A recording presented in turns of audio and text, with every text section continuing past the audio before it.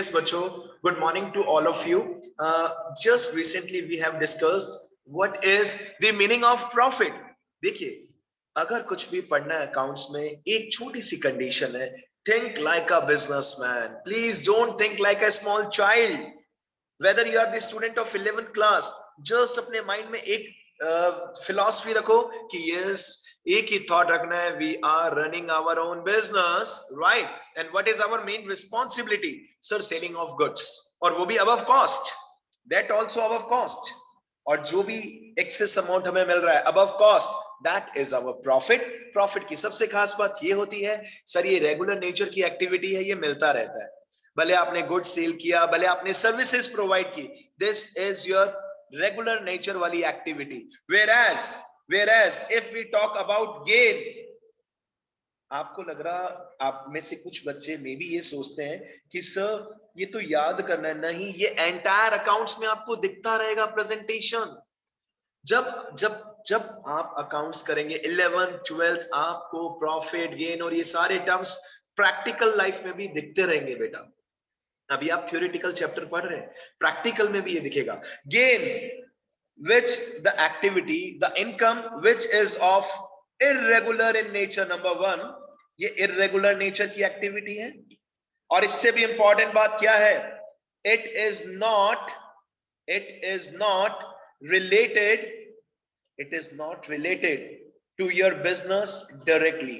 It is not related to your business directly.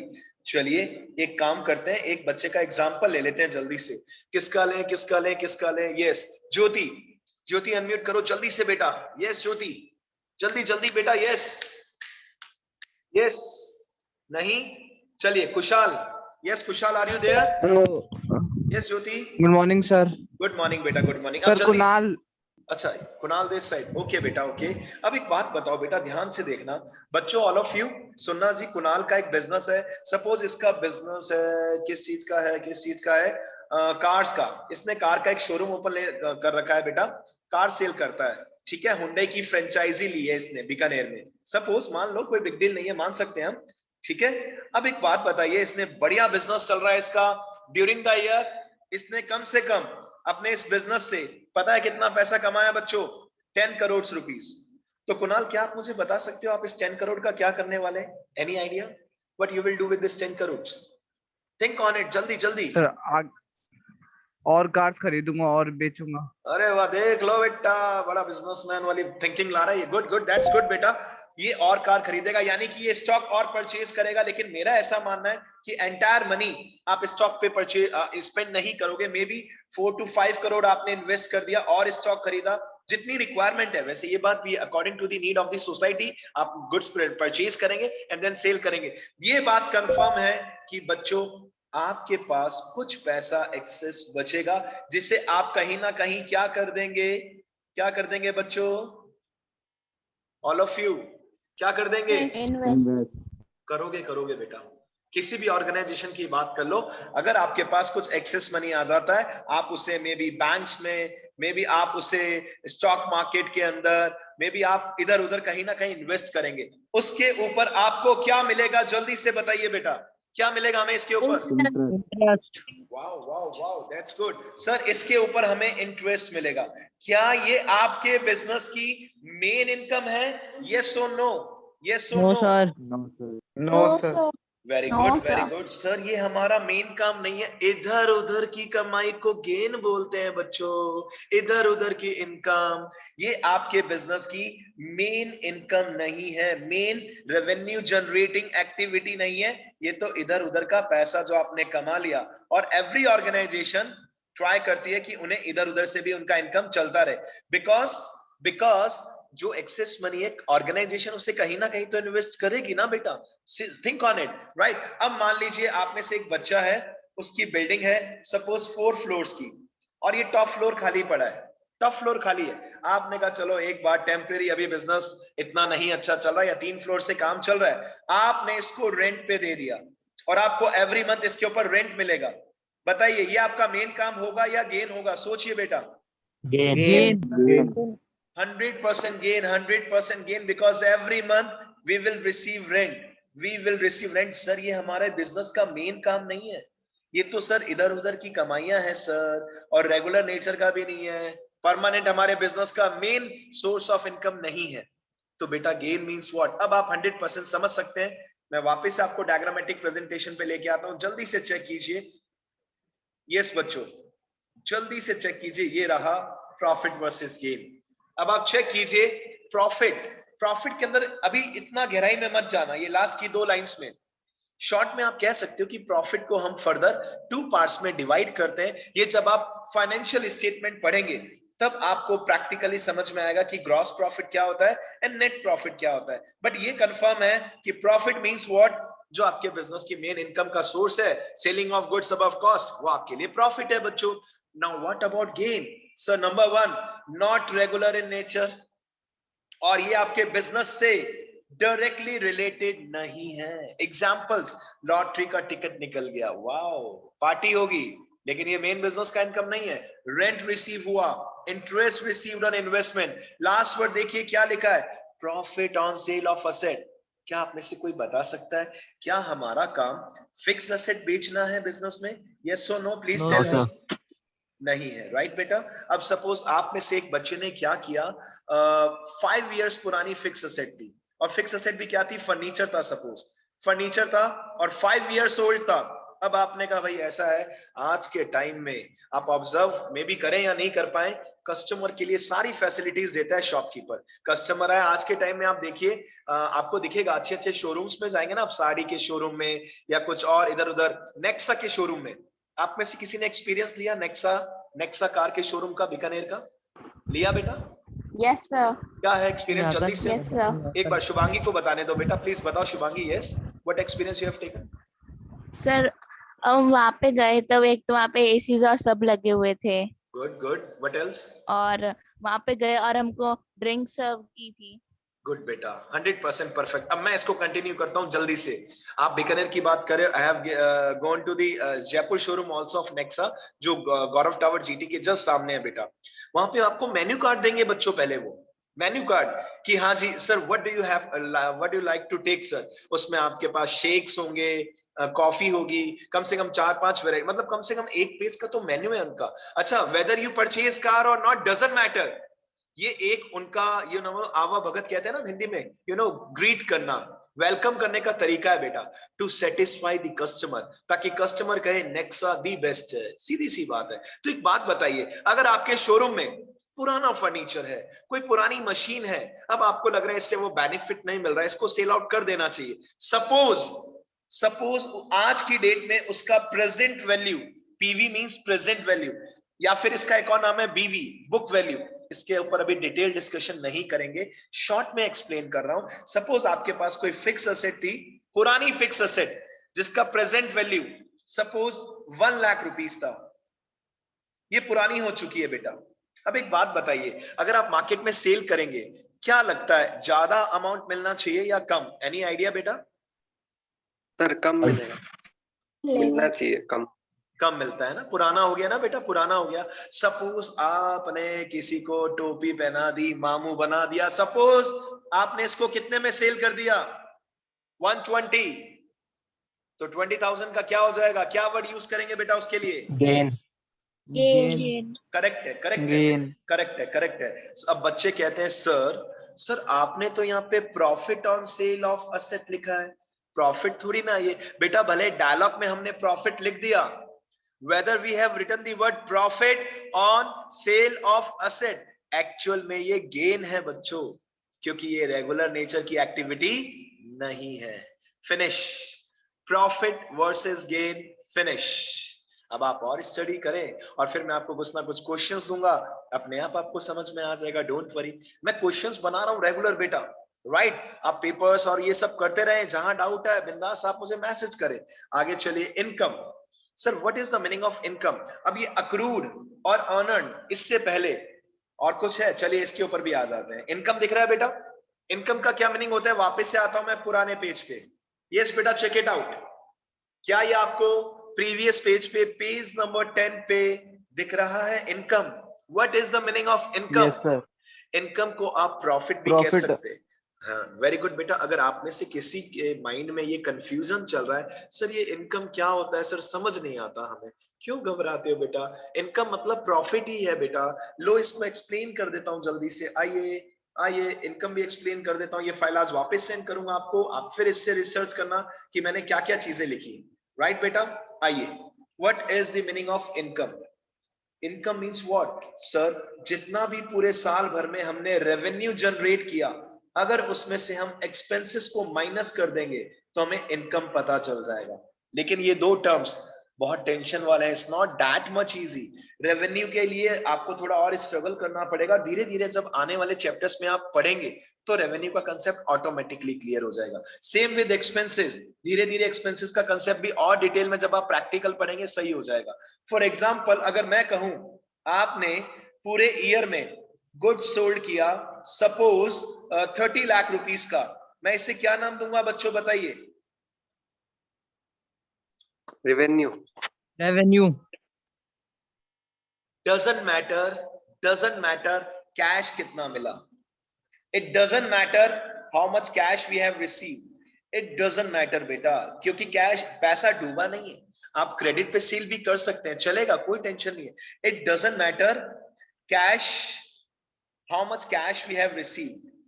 Cash how much receive, इससे अभी कोई लेना देना नहीं है, क्योंकि we have the option of doing credit sale also. आप क्रेडिट सेल करेंगे तो भी रेवेन्यू करंट ईयर का ही माना जाएगा। अब मैं कह रहा हूं पूरे एंटायर ईयर में आपके एक्सपेंसेस हुए 18 लाख रुपीस। कितने एक्सपेंसेस हुए बच्चों?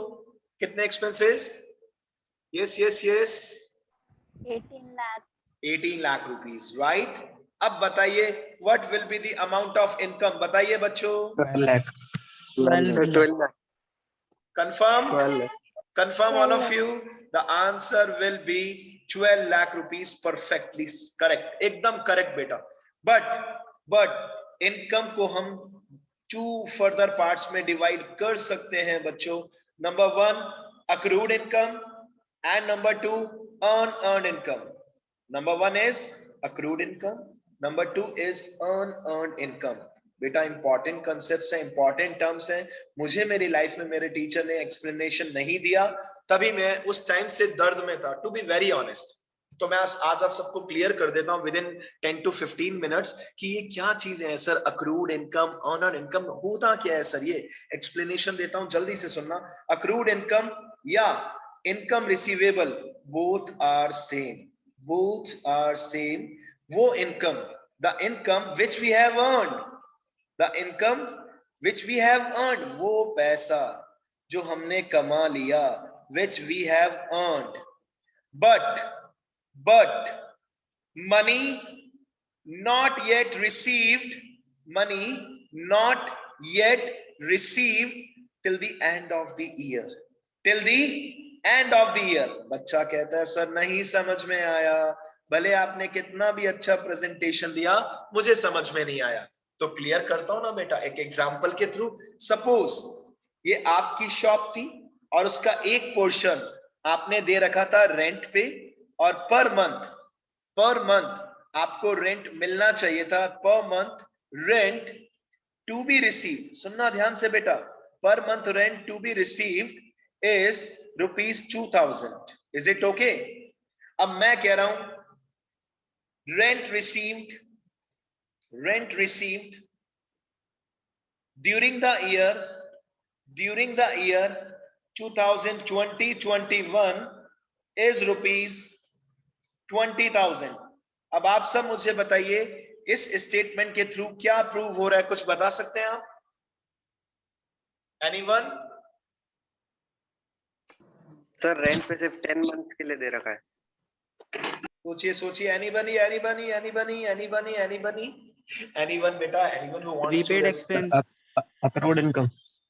बेटा पहली बात, this is not an expense because the word written is rent to be received, rent to be received। मतलब हमने किसी को रेंट पे ये एरिया दिया है। हमारी दुकान तो ये रही ना बेटा, हमारी दुकान तो ये रही, ठीक है। ये तो एरिया एक वेकेंट था, हमने रेंट पे दे दिया। अब मुझे ये बता सकते हैं एक्चुअल में आपको कितना रेंट मिलना चाहिए था? बता सकता है कोई बच्चा आप में से? 2,40,000. भाई 24,000. 24,000. Yes yes yes 24,000. 240 बोलते ही 0 मार्क मिलेगा बेटा, ऐसे 0 कम ज्यादा नहीं लगा सकते आप। बेटा मैंने ये शॉप आपको रेंट पे दी, आपके लिए खर्चा होगा, मेरे लिए तो कमाई है बेटा, मेरे लिए तो इनकम का सोर्स है, मुझे तो पैसा मिलेगा बेटा। अब मुझे एक्चुअल में मिलना चाहिए था, इन एक्चुअल मुझे मिलना चाहिए था, in actual rent to be received, in actual rent to be received ₹24,000, but अगर मैं कंपेयर करूं तो मुझे मिला 20। मुझे रेंट कम मिला या ज्यादा मिला, प्लीज बताइए, कम या ज्यादा? कम. कम. Right all of you, right, कम मिला है मुझे rent. I have received less, I have received less, मुझे 4,000 रुपीज कम मिला। देखिए अब ये पता है दुकान किसकी थी बेटा, मैंने किसको दी थी? मैंने ये दुकान दी थी, किसको दी थी? रुकिए, आयुष को दी थी। यस आयुष, आयुष अनम्यूट करो जल्दी से। Yes sir. बेटा ये गलत बात है ना, ये गलत बात है ना आयुष, यस सर. ये गलत बात है। इस बच्चे को मुझे रेंट 24,000 देना चाहिए था, लेकिन इसने ईयर के एंड तक दुकान तो यूज की, मुझे कितना रेंट दिया बच्चों? बताओ आयुष ने क्या मिस्टेक की? यस 20,000 दिया. तो बेटा ये गलत है ना बेटा, इसको ऑनेस्टी से पूरे ईयर का रेंट देना चाहिए था। इसके लिए आउटस्टैंडिंग एक्सपेंस है। आप में से जो बच्चे दिमाग यूज कर सकते हैं कीजिए। अगर आयुष अपने अकाउंट्स मेंटेन कर रहा है तो आयुष क्या कहेगा कि सर 4,000 मेरे लिए आउटस्टैंडिंग एक्सपेंस है, बिकॉज मैंने खर्चा कम किया। एक्चुअल में तो 24,000 एक्चुअल एक्सपेंस है। अब मेरे हिसाब से सोचिए, अगर आप मेरे हिसाब से सोच रहे हैं, मुझे रेंट मिलना चाहिए था 24, ईयर एंड हो चुका है, पूरा सर्विसेज दे चुका हूं, दुकान इसने बराबर यूज की है, मुझे रेंट मिलना था 24, बट कितना मिला बेटा? 24,000 मुझे कम मिला। इसे मैं क्या नाम दूंगा बच्चों, क्या नाम दूंगा? बोलिए बोलिए। Yes Accrued income. Accrued income. Accrued income, perfect perfect perfect. या फिर इसे एक और नाम दे सकता हूं, रेंट रिसीवेबल। कंफ्यूज मत होना, दो नाम होते हैं आपके भी, दो दो तीन तीन नाम होते हैं ना बॉयज, अपने गर्ल्स के फिर भी कुछ कम होते हैं। बॉयज पेरेंट्स कितने सारे नाम देते हैं ना बेटा आपको, मैं भी बॉय हूं मुझे भी पता है बेटा, अपन मिस्टेक करते हैं तो कितने प्यारे प्यारे नाम लेते हैं ना अपने पेरेंट्स बेटा। तो वैसे यहाँ पर भी दो दो तीन तीन नाम हो सकते हैं ना बेटा। अक्रूड इनकम या income receivable, both are same. Got it बेटा? 4,000 मुझे रेंट कम मिला। अच्छा आप सब एक बात बताइए, मैं आपका टीचर हूं, मैंने लास्ट मंथ पूरा पढ़ा दिया, but if right now till now I have not received last month salary, वो मेरे लिए अक्रूड होगी या अनअर्न्ड होगी? बताइए बेटा, एनी आइडिया? Unearned. सोच लीजिए ऑल ऑफ यू, जल्दी सोचिए सोचिए। यस लास्ट, यस यस बेटा यस सर। अनअर्न्ड तो आपने अभी तक एक्सप्लेन, अक्रूड होगी obviously. What is the meaning of unearned? अच्छा एक बात बताइए, इंग्लिश पढ़िए ना आप सबने, जल्दी जल्दी बेटा, टाइम कम है और बहुत कुछ डिस्कस करना है। Yes sir. You have studied English so far, right, beta?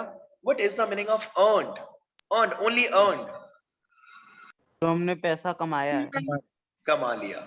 The money which we have earned. So कमा लिया मतलब earned. और अगर इसके आगे UN attach कर दिया, it means वो पैसा Have जो not earned. We have not earned. Yes, which we have not earned, but money received in advance. Very easy, very easy. अब आप इसको समझिएगा ध्यान से. The income oblique money related to next year, related, देखिए आराम से, मैं स्क्रीन को एनलार्ज कर देता हूं बेटा, related to next year, but amount received in advance in current year, but amount received in advance in current year is known as unearned income. समझे बेटा? अगले साल का पैसा था, अभी से मिल गया एडवांस। अभी भी कुछ बच्चे कह रहे सर समझ में नहीं आया। पहले तो मैं एक खास बात आपको समझाना चाहता हूं, accrued income and unearned income के लिए। Accrued income is our asset, accrued income is our asset. वो पैसा जो आपने अर्न कर लिया वो इनकम जो आपने अर्न कर ली बट कैश नहीं मिला, कोई बात नहीं, मिल जाएगा बेटा, नेक्स्ट ईयर मिल जाएगा, क्यों घबरा रहे हो? That is known as accrued income, asset है हमारी। And if I talk about earn income, it becomes our dash, it becomes our dash. Yes बोलो, what will be the meaning of dash? What will be the answer in dash? बोलो बोलो बोलो बेटा, any idea? Any idea? Yes, yes, yes. Not a single student is participating. Sir liability. Yes, yes, yes, yes. ये हमारी liability है। Sir नहीं समझ आया है ना बेटा? कुछ बच्चे हैं अभी भी ऐसा मन में टेंशन चल रहा है। आइए इसको मैं एक्सप्लेन करता हूं, ध्यान से देखिए, ध्यान से देखना बेटा। एग्जाम्पल किसको सबसे कम समझ में आया बेटा बताइए प्लीज, आप में से किसको कब सबसे कम समझ में आया? करण? Anyone else? Varun? Anyone else? Anyone else? Himanshu? Ayush? अरे बाप रे, अरे बाप रे।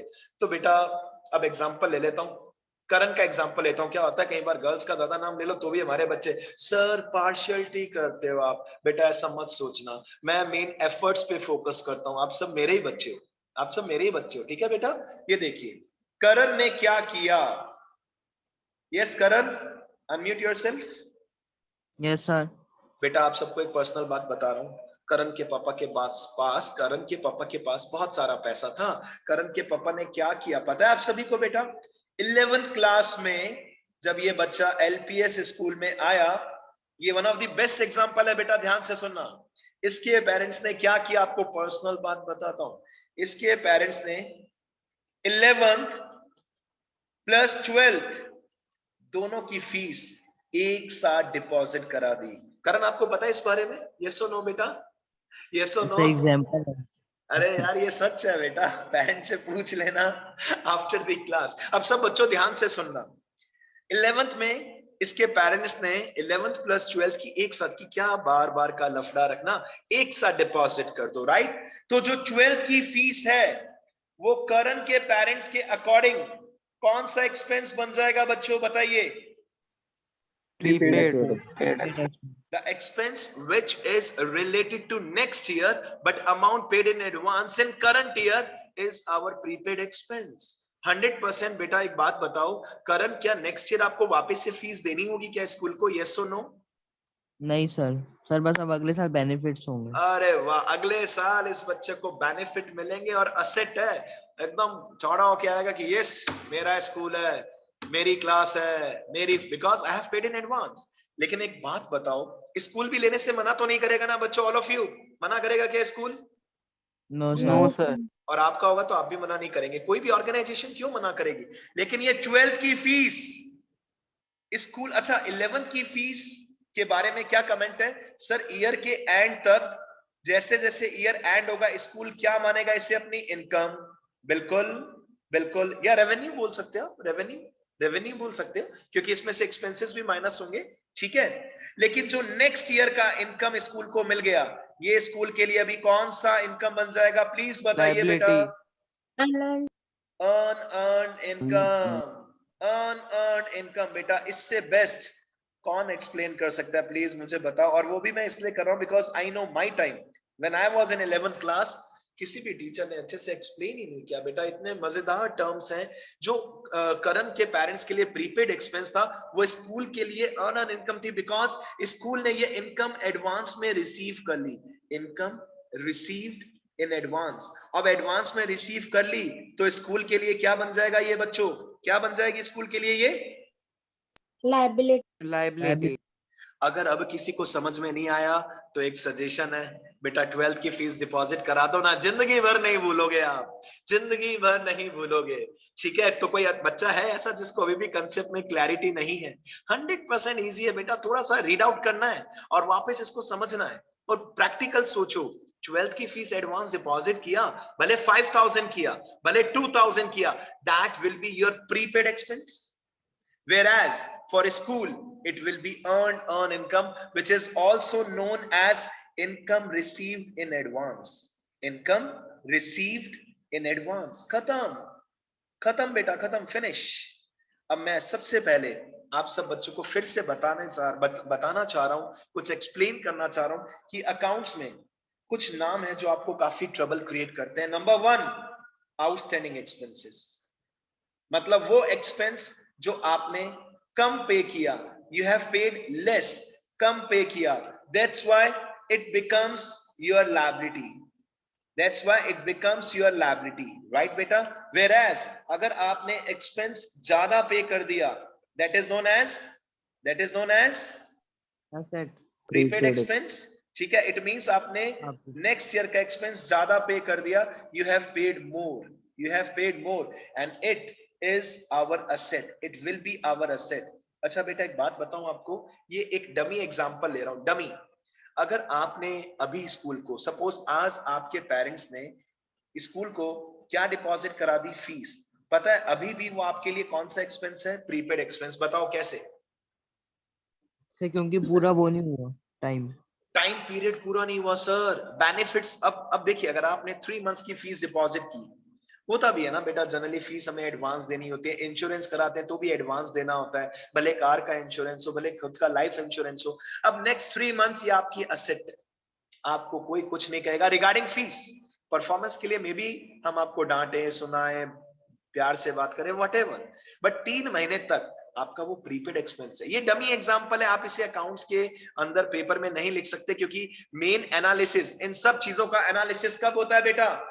इन सब चीजों का analysis, yes, after time period, year के एंड में एनालिसिस करते हैं कि क्या कोई एक्सपेंस कम तो नहीं रहा, क्या कोई एक्सपेंस हमने ज्यादा तो पे नहीं कर दिया, ठीक है। अब आप अभी डमी एग्जांपल एक और ले सकते हैं। आप में से 99% मैं कहता हूं हर एक बच्चा प्रीपेड रिचार्ज के थ्रू ये क्लास अटेंड कर रहा है। आपने जियो, पियो, एयरटेल, वोडाफोन, व्हाटएवर, कहीं ना कहीं रिचार्ज कराया, 1 मंथ का, 2 मंथ्स का, 3 मंथ्स का, and now you are taking the facilities. आप फैसिलिटीज को एंजॉय कर रहे हैं, आप मान के चल रहे हैं असेट है, अब हमें बेनिफिट मिलेगा ही मिलेगा, राइट बेटा, राइट। आगे चलते हैं, ये 2 पंगे आते हैं एक्सपेंस में, और 2 ही प्रॉब्लम्स आती हैं इनकम में। या तो पहला जो ऑप्शन है that is accrued income, this is accrued income, मतलब वो इनकम जो हमने अर्न तो कर ली बट पैसा अभी तक कम मिला, we have received lesser amount, पूरा नहीं मिला, कोई बात नहीं, मिल जाएगा। ये क्या बन जाती है बेटा? हमारा एसेट। और लास्ट ऑप्शन जो एक्सपेंस और इनकम के अंदर आता है, ये 4 नाम कभी मत भूलना लाइफ में, कभी मत भूलना। The 4th one is earn income, और वैसे मैं भूलने दूंगा भी नहीं, क्योंकि मैं इसके प्रैक्टिकल क्वेश्चंस भी तो कराऊंगा आपको, अपने आप समझ जाओगे। अर्न मींस जो हमें ज्यादा मिल गया, विच वी हैव रिसीव्ड मोर, और ये हमारी असेट हो गया, लायबिलिटी होगी, जल्दी से बताइए। लायबिलिटी, डन बेटा। नेक्स्ट सम बता दो, जो 5th टर्म आपको परेशान करेगा, ये प्रैक्टिकल पढ़ेंगे आप इस साल, कई सारे चैप्टर्स में आप प्रैक्टिकल पढ़ने वाले हैं बेटा। नेक्स्ट टर्म जो आपको प्रॉब्लम क्रिएट करता है, या जिसका मीनिंग आपको समझ में नहीं आता, या जो बार बार दिखता है, दैट इज डेप्रिसिएशन। सर क्या होता है ये डेप्रिसिएशन? जल्दी से देखिए, अदरवाइज स्टडी मटेरियल में सब कुछ है, ये सब रिवाइज कर लेना बेटा। Sir depreciation is a non-cash expenditure always charged on fixed assets, या non-current asset भी बोल सकते हैं। It is expense on fixed assets. Yes, sir फिर भी इसका मीनिंग क्या है? आइए अब जो मैं लिख रहा हूं, it is a downfall oblique reduction in the value of fixed assets, अब मुझे जल्दी से बताइए बेटा, अगर आपके घर में एक 2 व्हीलर है बेटा, ठीक है, या 3 व्हीलर है, या एक कार है, राइट, वेदर 2 व्हीलर और 3 व्हीलर और 4 व्हीलर, आप इसे यूज करेंगे तो इसकी वैल्यू इंक्रीज होगी या डिक्रीज होगी? बताइए जल्दी से बेटा। Decrease. क्यों सर? यूज कर रहे हैं सर, यूज कर रहे हैं, हम उसे रेगुलर यूज कर रहे हैं, इस वजह से भी उसकी वैल्यू डिक्रीज होगी सर।